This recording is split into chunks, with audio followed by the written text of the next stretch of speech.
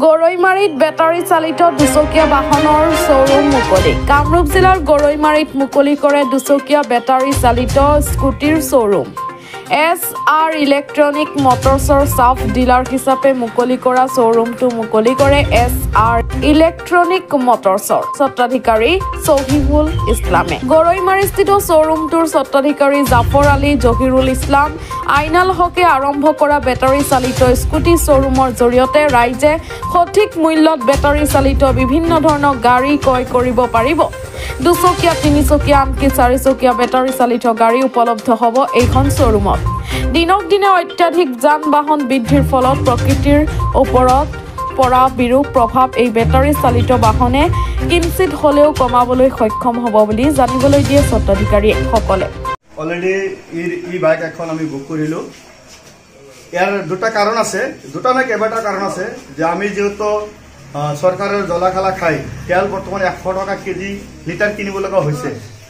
খোলা মাৰ্কেটত আমাৰ 110 লিটাৰ কিনিব লগা হৈছে। তো আমাৰ যিটো প্ৰচেছ আমাৰ চৰবুল ছাৰে আমাক হাতত দিছে, যিটো উইদাউট পেট্ৰল আমি চলাব পাৰি গাড়ীখন।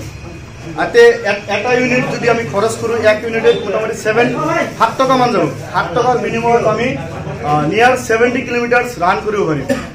আৰ যেটো তেলৰ ক্ষেত্ৰত যেটো নহয়, তেলৰ ক্ষেত্ৰত মিনিমাম 150 रुपीस একটা এক্সপেন্সেস হৈ যায়। তো সেই ক্ষেত্ৰত আমি গাড়ীখন ফাইনালি সিদ্ধান্ত লৈছো যে এইখন গাড়ী আমাৰ চলাব লাগিব। আৰ আমি সদায় ৰাইজকো কম যে যিসকলে ভাবি আছে যে গাড়ী এখন লম বুলি, আমি তেখেতক কম যে আপোনালোকে পেট্ৰলৰ গাড়ী নলয়, বেটাৰীখন লওক। কিয়নো যিটো আপোনাৰ চাহ খৰচটো সেইটো তেলত সোমাই যায়। আৰ এখন গাড়ী লৈ আমি বিন্দাস ফুৰ্তিত চলাব পাৰিম। তো পইচা পকেটত নাথাকিলেও আমি গাড়ীখন মানে চলাব পাৰিম বুলি এটা সিদ্ধান্ত আছে। আৰ এইটো গাড়ী ভাল এটা কোৱালিটি আছে, কি আছে ওয়াটাৰপ্ৰুফ। যদি কিবা কাৰণ পানীত ডুব যায় তথাপি গাড়ীখন বেয়া নহয়। তাৰ লগতো হেৰি আছে, গাড়ীখনৰ ওয়াৰেণ্টি আছে 3 ইয়াৰ্স। বেটাৰী কোৱালিটি ভাল। তো সেইকাৰণে এটলিষ্ট পলিউশন নন ৰেজিষ্টাৰ মানে চৰকাৰৰ টেক্সও দিব নালাগে। তো সেই ক্ষেত্ৰত আমি আমাৰ বস ৰুল ছাৰক ধন্যবাদ দিওঁ যাতে ইমানখিনি ফেচিলিটি লৈ যিখন গাড়ী আছে আমাৰ মাৰ্কেটত আনিছে। তো সেইকাৰণে আমি প্ৰথমতে এখন গাড়ী বুক কৰিছো আৰু আজি ল'ম বুলি ভাবিছো। আৰু বাকী দিনত আমি যিমান পাৰো চেষ্টা কৰিম গাড়ীখনৰ মাৰ্কেট উঠাবলৈ, গাড়ীখন চেল কৰাবলৈ। এই বেটাৰী গাড়ীখনত কি নালাগে সেইবিলাক এক্সপেন্সেস নাই, খৰচা নাই।